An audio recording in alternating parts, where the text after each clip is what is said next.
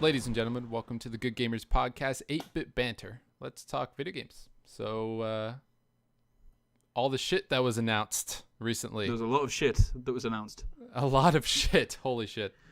Well, we had the Video Game Awards come up and stuff, and we've also had the Sony press conference. One of the ones that I want to address, because I think it was absolutely beautiful, because I've never seen a auditorium full of people be so hyped and then so silent.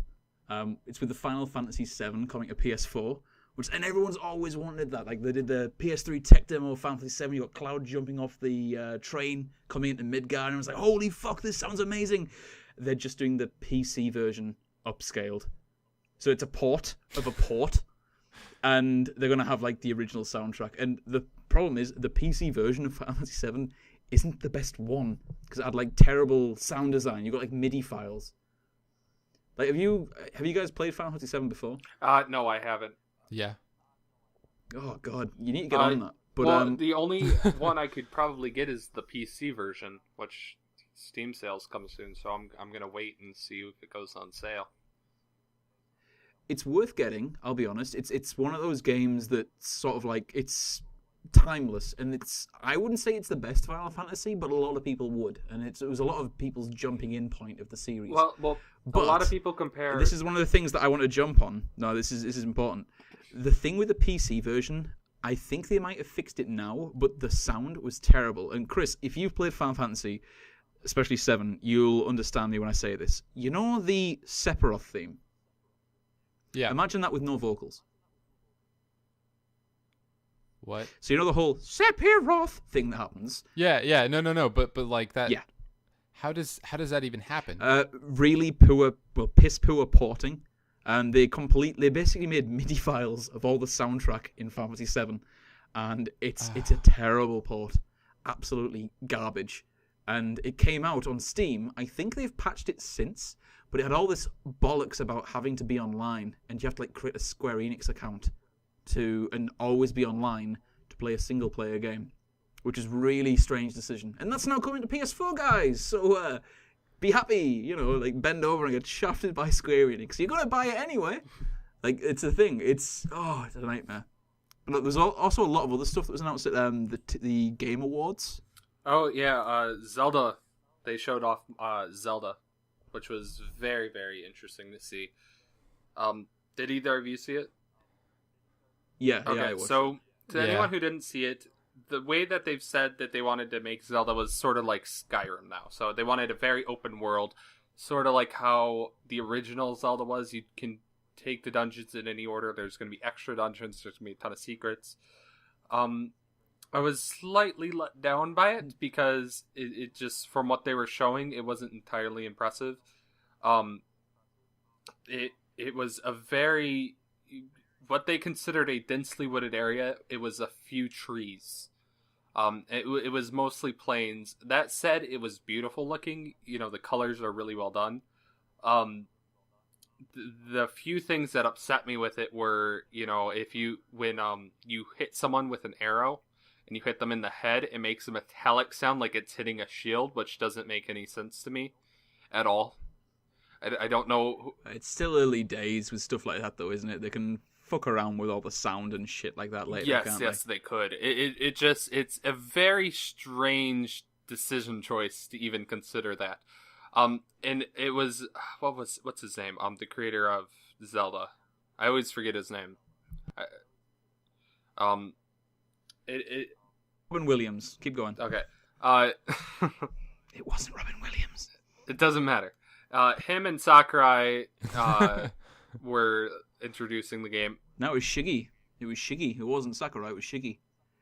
No, it was Sakurai. No, it was Shiggy. It was Shigeru Miyamoto. Oh yeah, you're right. Jeez. I'm bad at remembering names. That's my thing. No, they were getting Shiggy with it. It was Miyamoto.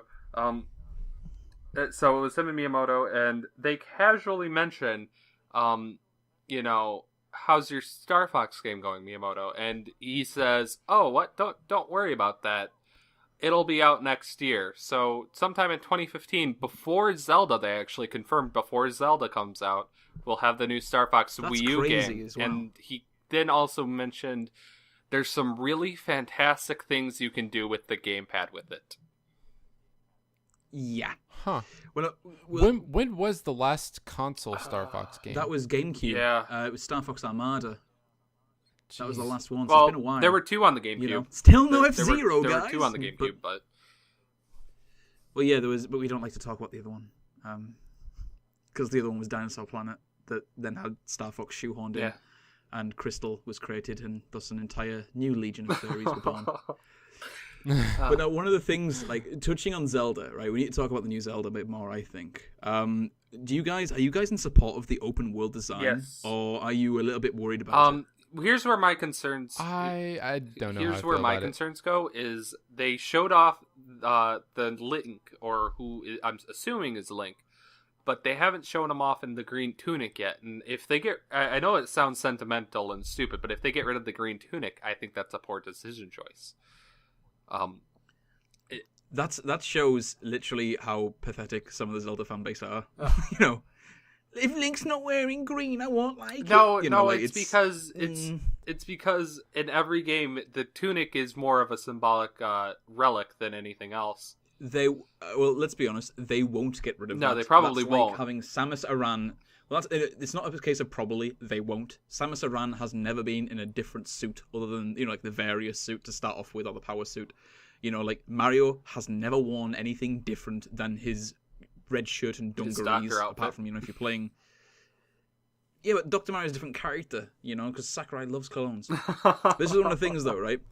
Well, this is the thing that I'm a little bit worried about it with the open world design. And at the same time, my favorite Zelda is almost completely open world, and I hope they do the same thing. Like Wind Waker, the way you can travel around, you just jump on your boat and you can just fuck off, and you can fly to any of the bastard islands. You can float to any of the bastard islands. That was great. And even though it was so open and so sparse, there was a lot of stuff to do. Now, with Skyrim and games like Fallout and stuff, I find a lot of times I'm wandering around with nothing going on. And if Zelda's like that, I'll be a little bit worried. Because, like, Skyrim for me, yeah, it's a huge, big open world, but it felt fucking empty. And I don't want the new Zelda to feel like Yeah, that. that's my concern, is that it looks empty. Here's what I want to see. If they're gonna do this, they have to have multiple towns. It can't just be 2 towns. One of them's Hyrule, and one of them or not Hyrule, but Castle Town or whatever it's called. Yeah, Hyrule and Gerudo Valley or something. Kakariko Village, Village, whatever you want to call it. It needs to be broader than that because of how massive the map is. Like they had this whole segment Yes. where they were the map is on the gamepad and they're like, yeah, here's where we are, here's where we're going, and it looks very short distance. And he said it'll take about 10-15 minutes, or something along that line. And it didn't look that far, so it kind of tells me that that's massive. Then they zoom out and it shows this like huge island looking thing, and it looked really big and really cool. And then he said we can keep zooming out, and then he zooms out more, and that's just the corner of the map. So the whole thing's massive. I want some towns. I want, civilization. I want some lore in there. If you're going to go that route, go all the way. I think the biggest problem with a possible open world design is that open world games are really, really hard to do without bugs. Yes. That's going to be the number one issue, because if you play through Fallout or if you play through the Elder Scrolls or Assassin's Creed or anything like that, there are a ton of bugs because it is almost impossible to track like every single thing that's going on in these massive games. And if Zelda is as big as they're making it seem like, that could be a huge issue. Well, Zelda's always been pretty big, and essentially, imagine Ocarina of Time, and they lift out the loading zones, the areas where you transition from one to another. That's essentially my opinion of what they're doing with this in terms of how it's going to work. But I mean, we'll see, but because if everything's running in tandem, then that already causes issues. Because with zones, you can kind of load it all into that my specific issue zone. mostly. What I need to say this. My issue mostly with it being open world, with a game like Fallout or Skyrim or an Elder Scrolls game, you're giving quests. And those quests let you go here, there, and everywhere, and you can do all this sort of stuff. and like they'll point you in the vague sort of direction to places to go, and you discover locations. Zelda's never been about that. Zelda's always been about, like, you need to go to Zora's Domain, and then they'll tell you, you turn left from there, and then you go down the road and it'll be there. Like, if it has like a really obnoxious sort of mapping system or a checkpoint system, then that's going to kind of break the game for me. But when you have quests in a Zelda game, and you might be able to have like multiple quests and side quests at once, yeah, okay, they've always had side quests and stuff to do. But when that's more of the focal point of the game than the actual storyline and the actual, plot, that's going to be a weird one. Well, that's how Majora's Mask was. That's the only disconnect. I think like the bugs thing is a pretty big thing, because recently we've been seeing a lot of games coming out that, they're pretty sweet, but they have a lot of bugs riddled with them. Like, I mean, you guys saw the Uncharted 4 thing, right? Yes, we did. Yeah. I didn't know Bethesda made that game. Fucking hell. Like, watch. They're gonna port it to PC after 2 years, and then there's gonna be an unofficial community patch that fixes the game almost completely. Yeah, that was incredible. For those that are unaware, Nathan, they show how much screen time did they show? It was like 5 minutes, like not even 5 minutes. Like they showed off his, pretty short. They showed off his face, and they showed off the differences between Drake 3 and Drake 4, and then they have him play, and it was something like a 20-second segment where all he does is he runs out in the world. You don't really even have enough time to appreciate the new graphics engine, and then he falls to the geometry of the floor and keeps falling. And then they just cut falling back. Forever. They cut back. The people there playing live, and they're like, "We're very excited to." You're like, fucking hell. Well, I like, think this is saving face. I think this is a sign of a bigger problem, which is they're being forced to push out games faster than normal, faster than they should be. Because nah. To be fair, it was a trade show. Like it was the PlayStation experience. It's not necessarily showing the final game or anything, and it's still in development. They were just kind of showing something, and there was a bug. Oh well, they'll fix that before the game comes out. Oh no, they're gonna fix Uncharted that has a bug pretty good track record of that. Oh no. You don't get it. Uncharted has a really good track record when it comes to bugs. Yeah, and also like one of the things to sort of like realize is like it's not like Uncharted have been working. Naughty Dog have been working on this since The Last of Us. They've been working on this since Uncharted 3. Like Last of Us was made by their B team, and it was the first game by their B team. So this is the thing. Like this is their A team. This is their shit hot fucking developers, and it's just a shame that slipped through. To be honest, they make really good games. I'll be honest. They're not my type because they're a bit too explosive-y, hold forward and press X not to die for me. But that said, it looks quite good. It looks quite exciting. But in terms of things that look good and look quite exciting, I have to eat humble pie because Yakuza 5 was announced for localization, which I've only recently got my voice back from, screaming and shouting about how fucking hype I am for that. It's crazy. This is the thing. I don't think you guys have ever played a Yakuza game, have you? No. Right. In a nutshell, imagine it like Game of Thrones, okay? Multiple characters all going through in a converging sort of episodic-like game. And each game is sort of like another world. Not a world, but another sort of continuation of that story. Now imagine with an ending of 4, we then get 5 that hasn't been released to the West in ages. And that's a huge amount of story that we've been missing out on. Finally, we get that. And there's loads more games come that hopefully we can get, like Yakuza 0. And there was also the HD re-release of 1 and 2. I really, really, really fucking hope that they come over as well. But yeah, literally hyped as fuck. And probably won't stop being until it comes out. I still have to play through Yakuza 4. That's a game I'll have to check out then. That sounds interesting. One of the games that I saw that I kind of also want to check out is Adrift. I don't know if either you saw the trailer for that. It was during the Game Awards. Yeah, keep going.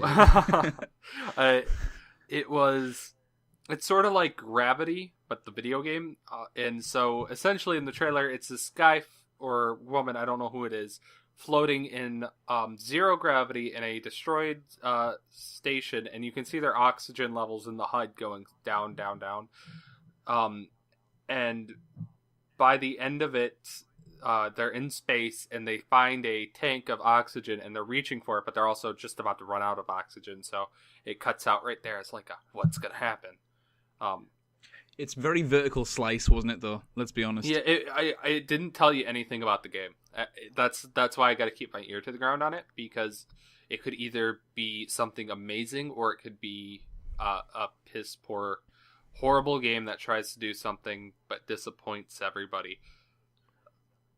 That kind of reminds me of No Man's Sky, to be honest. Like that game has me so hype, but at the same time, I want to kind of dial it back because it has so many potential margins for error.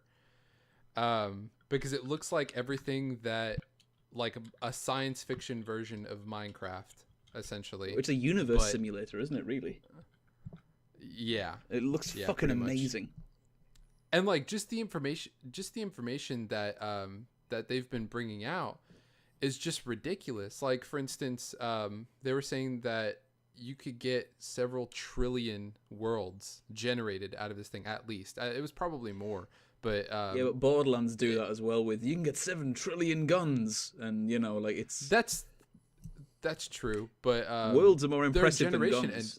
That's it. Yeah, their generation engine is pretty sweet though. Like, they had a feature in Game Informer about it where they were going over how the generation engine takes individual pieces of like creature concepts and then mashes them all together randomly in order to come up with these really cool ideas.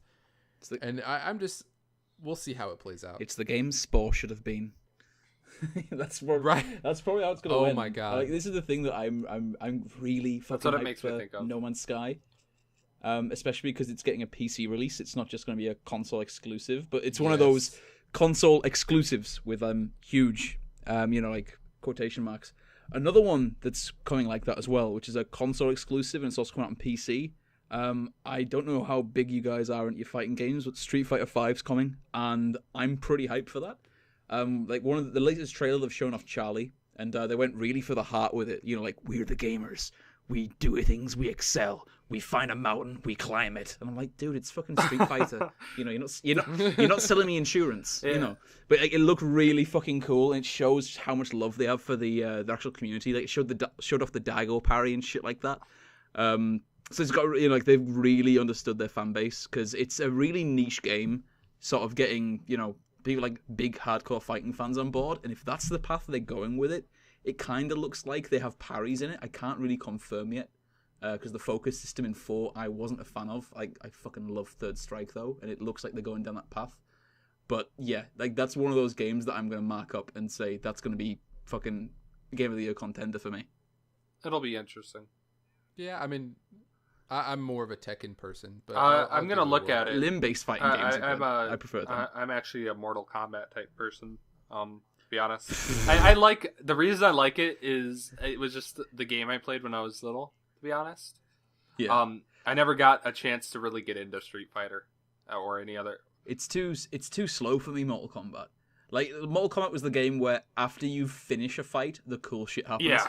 Whereas games like Street Fighter and Tekken, like, cool shit happens during the fighting. I mean, like, when you look at like the hype moments during like Evo and stuff, they're all in Street Fighter or BlazBlue or like these really crazy fast-paced games. They're lesser so in, Mortal Kombat or Injustice, because they're just a bit too, I don't know, it's got too much weight for me. Yeah, I get that.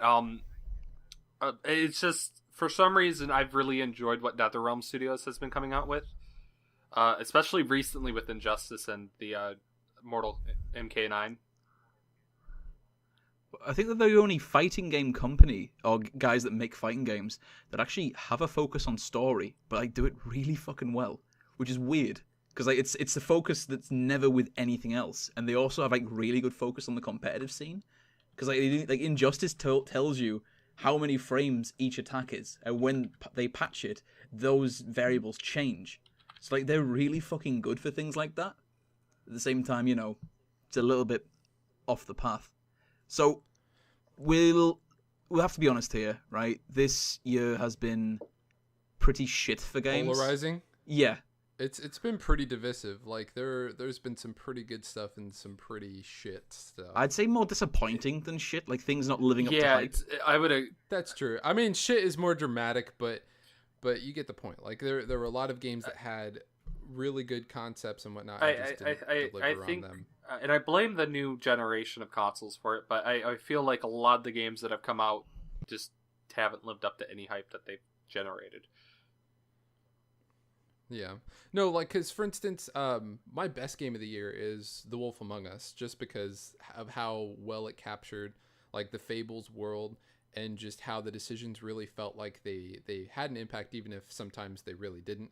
But it was just, like, the quality of the game story was just so incredible, and it really wasn't hyped up that much, because the first episode released last year, and then the rest of it went through this year, but it wasn't talked about as much as The Walking Dead was, and I feel like The Walking Dead kind of suffered because of the hype that it got, whereas The Wolf Among Us kind of had a lot more room for experimentation. Whereas on the flip side, you have Destiny, which was my most disappointing. So here's the story behind Destiny. Right? Hello, comments. I hear that it's made by Bungie. Bungie's one of my favorite game companies of all time. They made Marathon, which I fucking loved, and then they made Halo, which is one of my favorite series. And I hear that they're making this ridiculously, like, over-the-top, super blockbuster game. And I'm just like, well, shit, let me go ahead and try this out. So I end up buying the Digital Guardian Edition on the PS4, and I bought a copy on the Xbox One, because I had friends that were playing on both consoles. And then I play it on the PS4 version. I never touched the Xbox One version. I get maybe 20 hours through and then realize I have not done a single thing that is different from the first level. Jeez. And I'm just like, this is the most boring bullshit ever. I played what the beta, hell is going on? I knew it wasn't going to be that great of a game because they kept spawning me in the same level for all the time I was playing. No, here's the thing. Like, the game has incredible graphic it's beautiful. design. I would agree. Like, the graphics are incredible. A fantastic looking game. It's just... The weapons are great, too. Like, the score is a little bit, been there, done that, and whatnot. The sound design is pretty good. But the issue is that if you played the beta, essentially, you played the entire game. That's why I didn't get it. That's depressing. And the story is god-awful, too. I couldn't follow it. The fact that it has it, the fact that it, quote-unquote, has a story is kind of insulting. It's one of the things as well, like Dinklage, I'll be totally honest, I haven't had a chance to play, I haven't had any of the, next gen, and I'm using is the biggest air quotes I can here, fucking consoles. But, I've watched a lot of the videos and footage of it online, and it really sounds like Peter Dinklage is phoning that in from a long-distance call, because holy fucking shit. Like, it literally is like he doesn't care. Okay, he's playing as a robot, but fuck. Like, you get, like, Guilty Spark in Halo. He gives more of a shit than Peter Dinklage did, It's like, oh, he's in Game of Thrones. Let's add him in there for a bit of credibility. Well, I have been expected to hear Peter Dinklage's character just say, "When do I get my check?" So Moosh, what were your best and most disappointing games for the year? Ooh, it's a hard one because it's been such a shit year. Let's be honest, it's been a year of nothing but disappointment and mediocrity. I'd say, okay, if someone asked me 2 years ago if I wanted a new Wolfenstein game, now I fucking love my old school shooters. I grew up with Wolfenstein, Return to Castle Wolfenstein, fucking love that game. And the last Wolfenstein game for PS3 and Xbox 360, to put it lightly and politely, was utter fucking shit. It was terrible. One of the worst games I've ever played. So if you told me, do you want a new Wolfenstein game? I'd have told you to fuck off. But the New Order was fucking amazing. Like, crazy amazing. It's back to the old sort of staples. Like, you can use 2 guns of any fucking thing you pick up. You can slide around on your ass 1,000 miles an hour like you're fucking Sonic. And you can blow holes in blokes' faces. And you kill Nazis, which is pretty good. To be honest, we don't get enough representation. I really enjoyed it, quite a bit. The little things, the little details, and everything they did was really just, there was a lot of love in it. Like, when you go to sleep and you have that fever dream, and it's That was cool. Just it's the classic Wolfenstein thing. I think I played through it. I thought the plot as well. This is the thing for me. The plot as well and the storyline as well were fucking amazing. Like, I think BJ Blazkowicz, and I can't remember her name, so clearly she's not that much of a fan character. It's been a while since I played through it, but their relationships, one of the most believable in video games I've ever seen. Because usually it's like, oh yeah, I love you, oh I love you too. Like, no, they're fucking like rabbits. Like, I don't know what it's like with you guys, but if I'm with someone that I really like, we tend to bump uglies on a regular basis, and that's what they're like. And it's presented as a really sort of believable thing. The ending was okay, pointless sort of way to finish it, but hopefully we can get a sequel out of it, something. But yeah, absolutely stellar even game. A spiritual sequel would be good. It doesn't need to be a story sequel. Yeah, but when you got the New Order, what do you call it next? The Newer Order, the Newer Well, Order. it was called the New Order you had so many good characters as well, though. Because the whole you had so many good characters as well. I know the reason why they called the New Order, but look, you got so many awesome characters as well. Like, you got fucking Jimi Hendrix, the guy on guitar, that you take acid with him and he starts playing guitar and shit. He's like, I saw a man make the sky burn. He's like ripping out this insane solo. I mean, fucking hell, a game has that much personality. That was great. Now, on the opposite side of that, my most disappointing game of this year, by no means the worst game, was Dark Souls 2. And I'm probably going to get a lot of flack for that, but I have to qualify it here. Like, it's one of the better games this year that I played, but in terms of, like, disappointing, it didn't live up to me. Like, Dark Souls is one of the most creative games ever. Demon's Souls was insanely creative as well. Whereas Dark Souls 2, you are constantly fighting very similar enemies, which are usually large men in armor. And the difficulty in that game doesn't feel as fair as it did with the other games in the Souls series. I mean, you've got, like, it'll be a narrow corridor, and when it does that, usually it's like, okay, so I'll need to have more of a stabbing weapon and things like that, so you can change that around, and then you'll fight one or two enemies, and that's a really clever way of sort of making it, more difficult. Whereas the way they deal with that in Dark Souls 2 is throwing more enemies at you. Like the Rat King, who's this giant rat. You don't just have to fight one boss, you have to fight one boss and about 40 little minions that chip away at your health and cause poison damage. I mean, shit like that is fucking obnoxious. It's really piss-poor way of making the game difficult. And that turned me off, I'm afraid. My favorite game and most disappointing games, which I have two of, I couldn't pick between two, are very different from your guys's, because they're hitting. You're a Nintendo faggot, aren't well, you? they're hitting. No, the games hit a younger demographic. But I that said, I played Wolfenstein, Wolf Among Us, and Destiny. It's just my game of the year would be Mario Kart 8. I think it's the most challenging and most well developed Mario Kart game in a long time. Because I have Mario Kart 7. And I've been going back and forth between them just to see mechanic-wise and like how they are. I can play 150 on Mario Kart 7, and I will do fine. I will get in first place just about every time. I do that on Mario Kart 8. I really have to fight for first place against the AI. Like, the AI is so developed in it. And the way it's all just handled and balanced is so perfect now, because you can stop the blue shell if you have the right items, and you can stop all these other things if you have the right items. I don't know if about you, Moosh, but like what Mario Circuit, that level that's always in it, when I first came back around the first time I was going through it, and I saw Peach's castle upside down. It was beautiful. Yeah, it was cool, jaw-droppingly beautiful to see. The only thing I kind of had with it personally, I really enjoyed Mario Kart.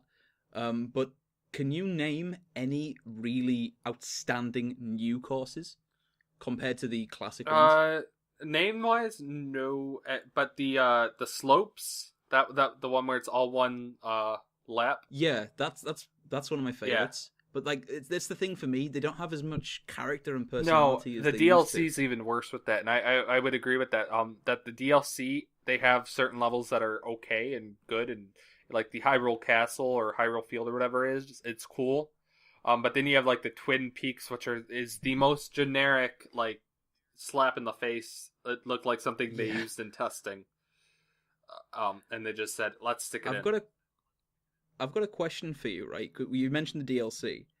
Do you think that they should just drop Mario Kart and call it Nintendo Kart and have characters like Link, like Animal Crossing, and like Samus and Kirby and Star Fox? I would like both, as opposed why to not like both. I mean, the thing being is, I can see two totally separate games with the same mechanics, in the sense of you could have different items in Nintendo Kart that would be spanning all of Nintendo.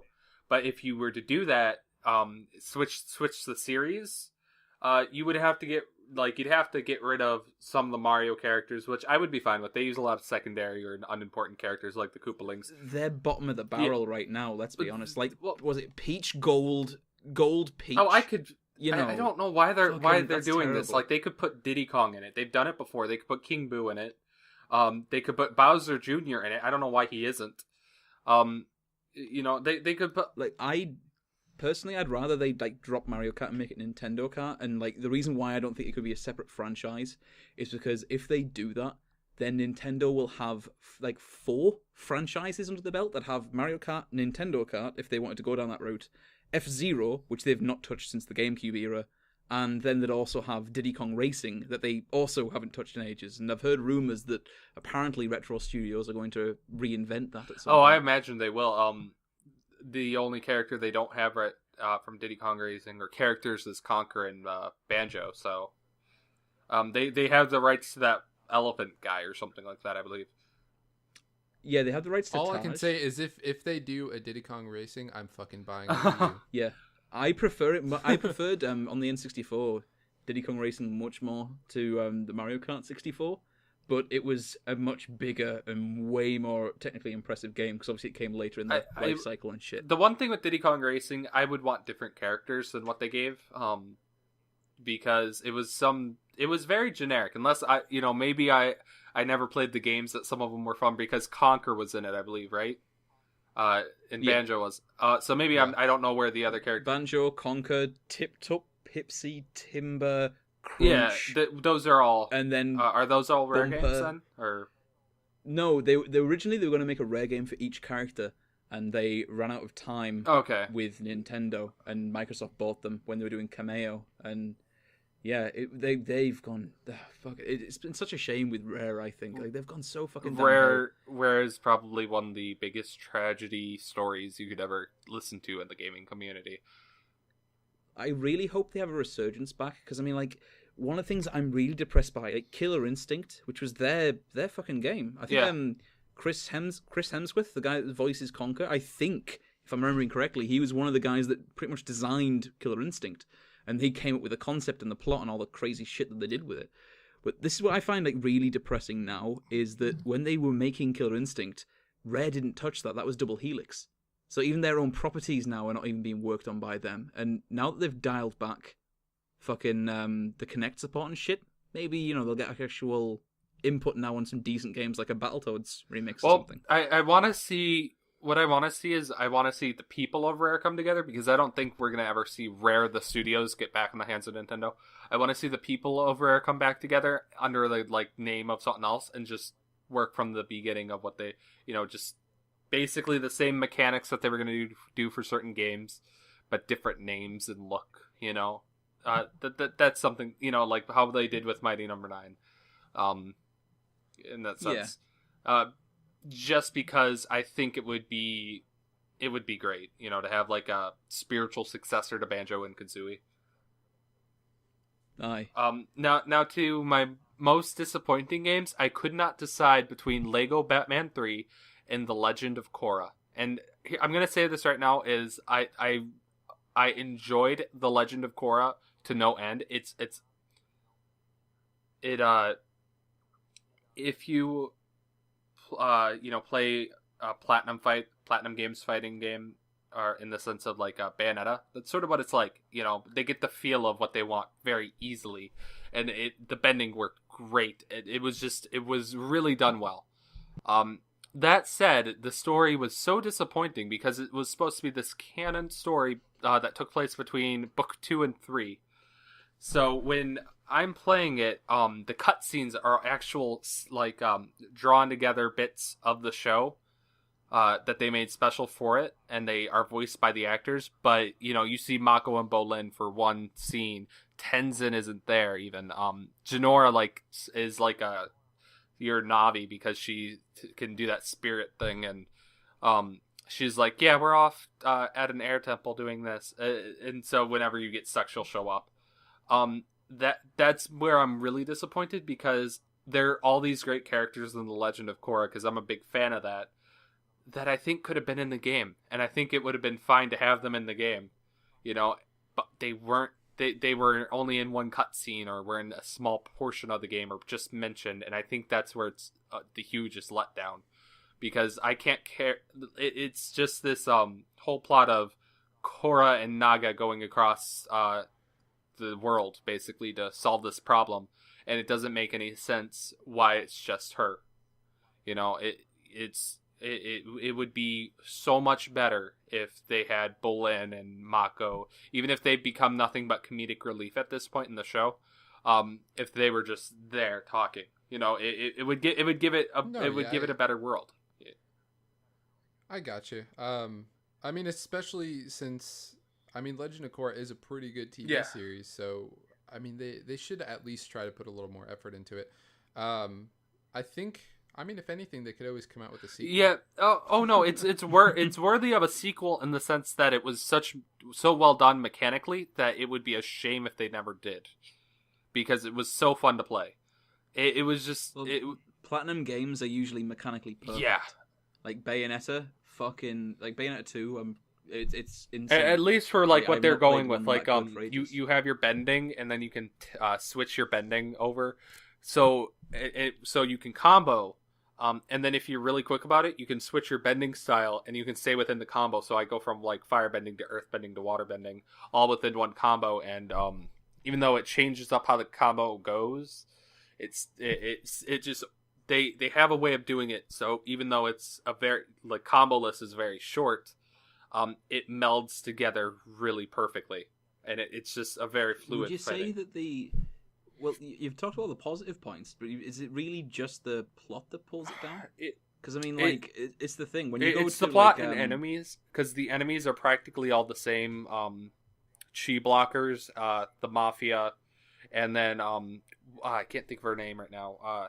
The one who can't bend, whatever her name is, her dad's robots, and that's it. So there's a lack of diverse enemies, and I would rather have seen new enemies, to be honest, over anything else. How big are the combos that you can pull off, though? Because it's very short, short, like XXY, really? Like XXYY, hold it down. So it's got a really, really fucking low skill ceiling then, because Platinum games, we're talking Metal Gear Rising. Yeah, it's we're talking the guys behind Metal Gear Rising. It is short, but the way they do it is that you're more intense. You're supposed to be dodging and then shooting what you can at them, and then dodging more. That's just like every other Platinum game, but you've got insanely long combos. Yes, that you can the way the combos work is they kind of meld together really well. So you can just X Y and then switch and do XXY on firebending instead. And it'll look like it's all one fluid motion, even though I could have done that in reverse, and it would probably be the exact same thing. It's the way it's animated. It looks really well, and it feels really good. That said, it is a very low skill ceiling. I think what would have been better is if they had given them a year or something to work on it, and given them, just free range on whatever they wanted to do, and just were accommodating. My other disappointing game of the year was Lego Batman 3, and this one was even just a bit more disappointing, but I needed to bring up Legend of Korra. Lego Batman 3, now I'm a fan of Lego games. Even as someone who's a DC fan, the Marvel game was brilliant. And Lego Batman 2, if you haven't played it, is an amazing game, because they started talking, and they have an overworld. Well, they went backwards for Lego Batman 3. There's no city you can go through now. Instead, it's the Justice League station. Everything they showed off at E3 was one of those E3 gotcha things where it's they show off the coolest bits and then it never goes like that again, and it's kind of annoying. Yeah. The characters for a game that's essentially Justice League, the Lego game, they have about 10-15 characters in the story, and it's really done poorly and so disappointing. And you can see that the people making it wanted it to be better than it was in this, but it just had such a letdown of the story. And for Lego, the story does matter because that affects where the levels are. But I can't care about Europe being shrunk by Brainiac because the levels are so poorly done and it's so generic, and it was such a shame to me to see it in such a state where it was it was a letdown. It was an honest to God letdown, and I can't believe how bad it was. That said, well, let's be honest. It's been a pretty lackluster year all round yes. for games. This is the year of Watch Dogs, Unity, Murdered Soul Suspect, Bound by Flame, which was really depressing. I was really hyped for that. But let's talk about what we're looking forward to for the future, because 2015's around the corner now, and we've had a lot of announcements. Chris, what's the big one for you, maybe for the next couple of years? So it's it may come out next year, or it may come out 2016. We don't know yet, but I'm hoping it's next year. Is Cyberpunk 2077? Oh man, yeah. I'm a huge Cyberpunk fan. Blade Runner is one of my all-time favorite movies. And I played the shit out of Shadowrun and Deus Ex and all those games. And Cyberpunk 2077 looks like the Cyberpunk game that would end them all because of just how incredible it could be. And the fact that it's coming from CD Projekt Red, just makes it so much better because The Witcher is already really well done, and you know that they're going to hit for quality and not just try to churn something out real quick. Yeah. So it's definitely something that I'm pretty excited. Well, if it hits its fucking promise, let's go over what the shit that they've laid out with Cyberpunk, right? The trailer that they had, which was flashy as fuck, they've said that's target render. So that's what they're aiming for it to look like in game. Now, when someone usually says that, when you get fucking Ubisoft saying that with Watch Dogs, you kind of don't expect it. But with Witcher 2 and with how Witcher 3's fucking looking, that's it. You kind of have to believe that. And one of the things that they've said as well is they're not going to have a linear story. Instead, they're actually having a focus on non-linear storytelling. So instead, it's going to go off here, there, and everywhere, and you can literally you play out your role as your character, kind of like how Molyneux wanted Fable to be. So you can be a prostitute, or you can be a hunter, or you can be a barber if you fucking want, and live out your life in this cyberpunk world. That sounds fucking amazing, as opposed to this is the story you go through. It's more this is the world you're in. That sounds fucking insane. I'm really hyped for it. I actually haven't heard much about it, but after that, I kind of want to check that out. The soundtrack for the fucking trailer, it's been my most played on iTunes for a while. It's been repeating. Seriously, I'm so hyped for that. It's their B team as well. It's the first game by their B team, which is weird. Because, usually you get the A team that make the good shit, and then you get the B team that'll, polish it up. And instead, the B team went, right, here's the most fucking high-profile, crazy bullshit that we can think of. We're gonna make this, and it's based in the cyberpunk universe, so, in the trading game, so the sort of the tabletop game and shit. And apparently, I'm not too well versed in that. My dad is. My dad's a proper nerd. Full on, LARPing nerd. And I don't want to disservice him. He's huge. But that's one of the things that he's been going on about, how he used to play it. And he said I showed him the trailer, and he's like, it's just like the fucking board games. It's just like my D&D. And it looks, he's hyped about it as well.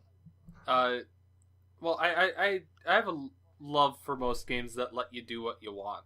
That's why I'm really excited for Mario Maker, which is a game I think that is going to surprise everybody with how good it is. Now, you guys know what Mario Maker is. but I think you guys said you haven't seen the new trailer that was shown at the Game Awards, which As far as I'm aware, it's just you make your own levels for Mario and you can share them. They've been showing off more of what you can do. Now they've revealed that Super Mario World, I want to say, is one of the ones. Is another setting you can have it look like, and So you can have like 8-bit Mario, New Super Mario Brothers, and you can have no Super Mario World and style. Super Mario Brothers 3 as well. No, wait. Two, and 3. I think is what it was. I get, to be honest, no, 2 and World. I mix it up, like, in my head what certain games are. Unfortunately, 2 as in the American one, not the Lost Levels. Right, yeah. So you're talking about like that one, the Doki Doki Panic. Is it mechanically as well? Yeah, So, like, mechanically it's similar in style. Like the music will change apparently with it too. I think mechanically though it sticks to Mario Maker, what it essentially that. Some of the things they showed is you could steal crap, I can't think of the Luku or whatever. Lukau. What's the name of the guy? Lukitu. You can steal his cloud from him, and you can. Some levels will make you have to, and go through it like that. You can also put like Goombas and Piranha Plants inside question blocks, and in cannons, and you can put coins in cannons, that's what they'll just continuously shoot out. So they're really it's becoming like this really random looking game that you could find the most ridiculous things, and that's what I'm really looking forward to, is just finding the silliest level you could find that doesn't make any sense and that's ridiculously difficult. Have they announced that they're going to have like online sharing of levels and stuff like that? Yes, I believe they did. Well, that's crazy then, because I mean that's the thing. Like the only game that I can name that's done that for a platformer anyway is Little Big Planet, and obviously the shit you can make in Little Big Planet will I blow think Mario Maker out of the water. Yeah. Because like you can make people have made full versions of fucking Final Fantasy VII in that with limit breaks. Like they've done crazy shit like that. But with how simple that like Mario Maker looks compared to Little Big Planet, which is like trying to work out. I mean, you need a fucking degree in STEM and to work in STEM to be able to actually do shit in that.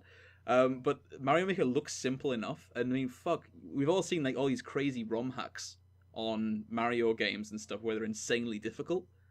Like that could be fucking the next big thing where everyone's making shit like that. I have a feeling what's going to be the next thing revealed is multiple playable characters and multiplayer. And I don't mean just Luigi, great. Peach, and Toad. I mean like they're gonna have a Bowser as playable too, or something like that.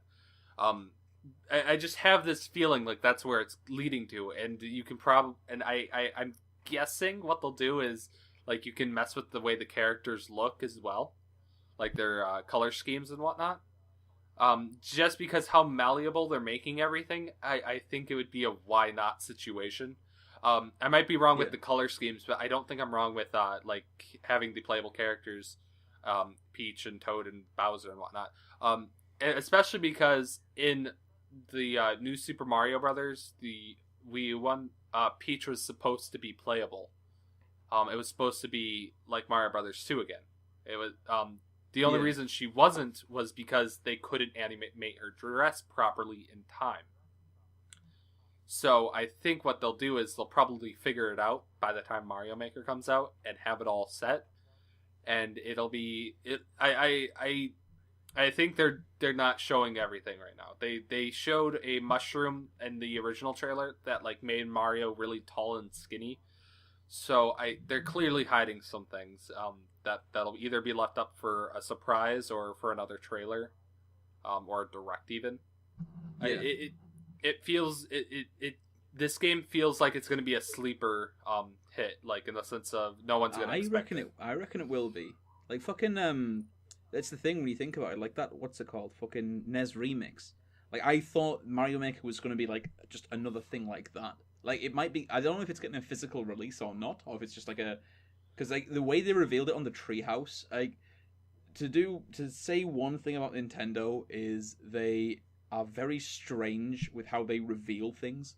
Like with Captain Toad, they were like, "Oh yeah, you know those things that you've been playing on that? Yeah, we're gonna have a full game of it." And that's essentially how they introduced it. Like just so blasé.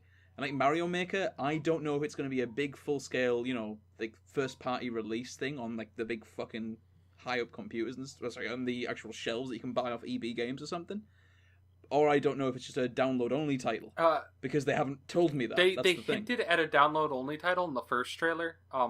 When they did the first thing. Yeah, that's what I thought. I'm thinking it might be a full thing. To be honest, it just seems like they're going all out. And one of the other reveals I think that's going to happen is they're gonna like have different settings or multiple levels you could probably make, like sort of like how Portal does, where you can have multiple levels. I have a feeling that's where it's gonna go. Like, there's something I really want them to do, which is to be able to like download someone else's level and rework it and tweak it around and stuff. Oh, I imagine. I imagine they will be able to. Pushimo World. I think I might be wrong here. I think you can actually change whatever you download. Yeah. It's one of the things that I really want them to focus on though with this Mario Maker is the online sharing of levels and stuff. If that's just limited to friends, it won't be. They've already had games like as I said, Pushimo World, where you can download from anyone. Oh, that's great then. I'm actually quite hyped for that. I didn't know I would be. One game that I am obnoxiously hyped up about, to the point in which all my friends are annoyed at me because every 5 minutes I'm telling people how hyped I am about this, is Metal Gear Solid 5, The Phantom Pain. For those of you that are unenlightened about why Metal Gear Solid is the greatest single-handedly amazing game experience of all time, this one should hopefully answer it. Like, we had a lot of problems with Ground Zeroes and stuff because it's a very short game. It's coming up very shortly on PC, and hopefully we'll see the sort of price tag and stuff that comes with it. But PC version's coming. Looks fucking amazing, and they've actually done it so big. Like, they've got a huge open world. You can do whatever the fuck you want in it. And I hope, and I'm really fucking hoping, that the story comes full circle with this one. Like, have you guys heard about David Hayter not being in Metal Gear Solid 5? Yeah, it's Kiefer Sutherland now. Yeah, they've got Jack Bauer from 24 now as the role of Snake. Yeah. Well, I'm pretty excited for Metal Gear Solid 5, but I'm not happy about that change. Really, I'm not really fussed, to be honest. Because I have a funny feeling I reckon Hayter will be in it. Just like as a cameo? No, like as the big sort of like, okay, spoilers for when did Metal Gear Solid 4 come out? 2008, right? Spoilers for a fucking old ass game, but Metal Gear Solid 4, the game fakes you out with its ending, in which the game ends, the sort of staff roll list of the voice actors, and then a character comes up that hasn't spoken in that game, and then another scene plays out with that character. They're going to do the exact same fucking thing. I can almost guarantee it with Metal Gear Solid 5, where they'll have all those names coming up, and then David Hayter will come up at the bottom as Solid Snake, and the entire thing will come full circle. That's if I could have my dream of exactly how I would wish it to end, it would end with Big Boss sending out Solid Snake to Zanzibar to kick off the entire event of Metal Gear 1 and Metal Gear 2 before the Solid series starts. Like, that would literally... I'd have to consult my doctor, because my erection would not go down for 9 hours. Like, that shit would last forever. Like, seriously, I would be hype as fuck for that. No, that would be pretty good. Just because, I mean, Metal Gear Solid has had a pretty badass story these past, what is it, almost 30 years that it's been running? Pretty much. But it's like, I mean, I haven't played Ground Zeroes yet, so I can't really say for sure. And I haven't played Rising. I haven't played Metal Gear Rising just because. Metal Gear Rising. Oh god, I have not. It's not canon to the Metal Gear Solid story. It's gone onwards beforehand, but seriously, man, pick it up in the sales when they come. And Ground Zeroes lands on PC this Friday, which is gonna be pretty awesome. See, like Metal Gear Solid, I can only play it on PlayStation. I can't get out. I'm one of those people. I was like that until I bought a PS3 just to play Metal Gear Solid 4. You know, that's the only reason. And I was going to buy a PS4 to play Metal Gear Solid 5, and then they announced the PC version. I was like, it'll be probably a shitty PC port, let's be honest. We'll find out this Friday with Ground Zeroes.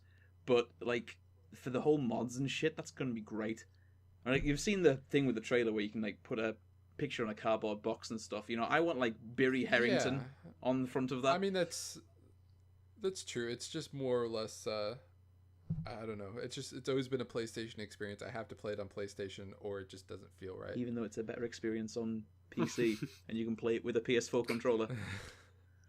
Yes. And you can, like, if you really want, you can, like, I don't know, you can, like, run 4 or 5 different videos rendering at the same time if you want to have the same load times as the PS4. You know, if you want to have the full experience. True enough. But you gotta understand, when I put the game on my shelf, it won't be perfect. Yeah, I it guess. won't all be PlayStation. I guess. It's a shame that we won't be able to go on Metal Gear Online together. I mean, the trailer for that was the most vertical slice of any game I've ever seen. Like, it all runs too perfectly. I've been considering getting the new Metal Gear game when it comes out. Just because of how much they're gonna change with it, looks kind of amazing. I'll probably wait till it's on sale or something though. No. You should buy it full price because we really need to give Kojima more shekels. So right, that's what we're looking forward to. Let's talk about what we've been playing this week and let's wrap this all up. So guys, let's start with you, Kenton. What have you been playing this week? I have been switching a lot around, but the 2 main games I have been playing, especially recently, are Fallout New Vegas and Payday 2. Now, I played Payday 2 on console. I enjoyed it. I only played by myself for the most part because, let's face it, when you compare PC user base to console user base, it's shit. Like, I get bitched at on consoles whenever I play for doing the exact same things I'll do on PC. I don't know why it is. Yeah. I find a lot less PC users have fucked my mum. Yeah, that's a lot of times I find PC users like to have their mom get the camera though. See, that's unless you start playing like World of Warcraft, then everybody's. Yeah. And I usually play with like the in some cases anyway where it has some of the worst user bases because I'm someone who likes Gary's mod. I don't know why I like it. It has the worst. It is one of the worst user bases, but I enjoy it. At least it's not TF2 when it first went free to play. Jesus Christ! Oh yeah. Like, you get people that would like type in like really lengthy reasons about why this new update is terrible, and then you type to them, you know, TF2 is not a blog, and then like you'd get like VAC bans for shit like that because their feelings were so hurt by the fact that you criticized the length of their post. like these people are crazy. It used to be so depressing as well, like whenever you go into a game. I actually find servers on Gary's mod that'll ban children if they talk, which I love that. I love it. That's good. They'll ban them. It's hilarious. Because it's so bad. I remember when Gary's mod didn't have like kids on it. It was just a bunch of like teenagers and 20-somethings just screwing around, and now it's half of it is like 12-year-olds. Have you ever gone to the Dark RP? Oh God, no! God, no! I refuse. I've been to some amazing places where like I've seen guys having rap battles on Gary's mod, and like you get one guy that's shit, you get one guy that's amazing, and everyone fucking loses their minds. Like it's a special place. Gary's mod. It is. It's the worst and the best game ever made. Like simultaneously, it's crazy. That's the thing about it. Yeah, you have to put up with a lot of shit to get the brief amounts of money. Yeah, that's seriously, it's the magic that's makes it all worth it. Yeah, so I while playing Payday 2, I've already gotten leveled up to level 20. It's been less than a week that I've been playing this, so I've been playing too much. Fallout New Vegas, I have just been getting back into, and it is, I forgot how much I enjoyed it because if you'd asked me a week ago what I thought of it, I'd say it's shit compared to Fallout 3. Oh, I don't really know. It's I much prefer it, to be honest. I much prefer. I've dabbled in that a little bit, but I've mostly been playing shit like Painkiller Black Edition. I went back to my old school, well, not really old school. It's not like on a fucking CRT monitor, but like the really good Twitch shooters. I've gone really back into them because one of the things I do. I play things like Crisis like a Twitch shooter. Like I'll have it constantly at maximum speed, and I'll be running around with a shotgun and trying to sort of get that hype again. And Painkiller's the best game for that. You're just mowing down twats everywhere. It's fucking amazing. And like you can shoot like shurikens, you can shoot stakes through cunts and staple them to a wall. Like that's beautiful. But not enough games have that much fun factor. And that's the thing. Like I've been also going through New Vegas, and it's one of the things I have a problem with sort of like games like that where it's a little bit too slow for me. Like the downtime, I'm a little bit sort of I want to jump into it again and get really hyped. But yeah, I keep finding myself jumping between New Vegas and Painkiller. But Chris, what have you been playing through this week? It's been a combination of 3 games, and that's Mirror's Edge, which I just beat today. It's been Transistor, which I'm on the final boss battle, and it's also been Payday 2. Kenton and I have been playing. Kenton and I have been playing Payday 2 for the past couple days, trying to stealth the bank, and we finally did it yesterday. Oh, yeah. We stealthed the bank, and we took every single fucking safety deposit box. It took us like 45 minutes to completely take everything from that bank. It was so worth it. We found gold bars that you would have to put in a bag. We found about 4 of those, and then we found 2 money bags extra. Like that's insane. And it was on normal. He's talking to a guy that has very little experience of Payday 2, so like. Well, once we finally get you to install it, you'll be our number 3, and it'll be fucking awesome. We should grab someone like Hayes or Mads or something to join us as well. I think that'll be a blast. We can record that shit. That'd be fun. Oh man, because like just the stuff that happens whenever Kenton and I are playing is just so fucking funny sometimes. Like we'll almost completely stealth something, and then a guard will come and we'll try to shoot him, but he'll like get one shot off, and we're just like shit. We gotta go ahead and figure out what to do right now. There was that one guard that like we had no clue was in the bank, and we were like drilling, and he just comes around, and I wasn't in the area. And I just hear gunshots, and you had changed your weapon by accident before he walked in the room. I changed my weapon to my G36 because I was just like kind of playing around with them. Like, yeah, I really like this gun. I'm glad that I bought it recently. And then a guard comes around, and my G36 doesn't have a silencer on it. I'm like, if I shoot this, that would be a bad idea. Let me switch to my pistol and try to shoot this guy. And by the time I switched to my pistol, he had already gotten a bullet off, and I'm just like, shit. Oh man, it's the thing I've heard about Payday 2. Like, it'll all be going well, and you've got a plan, and everything's going fine, and then it all goes out the window, and you get a whole shit moment in the game.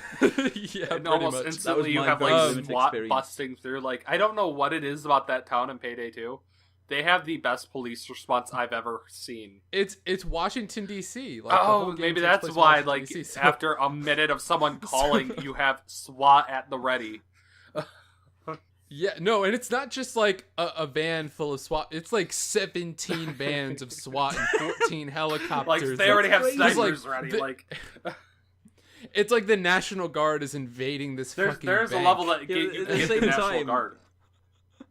At the same time, you need to realize it's a video game. Like, if this was happening in, say, like Russia or Venezuela, you'd rob the bank, you'd kill one guard, and then after that, you'd sit and twiddle your thumbs for 40 minutes, and then after that, walk away. And by the time the police arrive, you're on the next level. Like, that's the thing. Yeah. But God, I am gonna have to install that. I'll brave the 30 gigabyte download on my poor ass fucking Australian internet connection that's strangleholded by cunts at iiNet. Thanks, iiNet, if you're watching. They are fans of the service show. providers are available.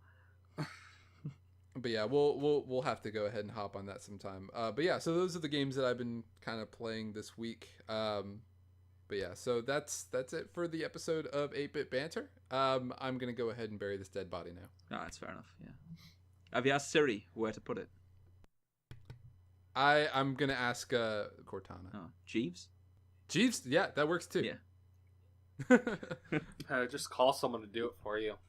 I know a guy that knows a guy that knows a guy that knows a guy that has a pet turtle that has nothing to do with what you're talking about.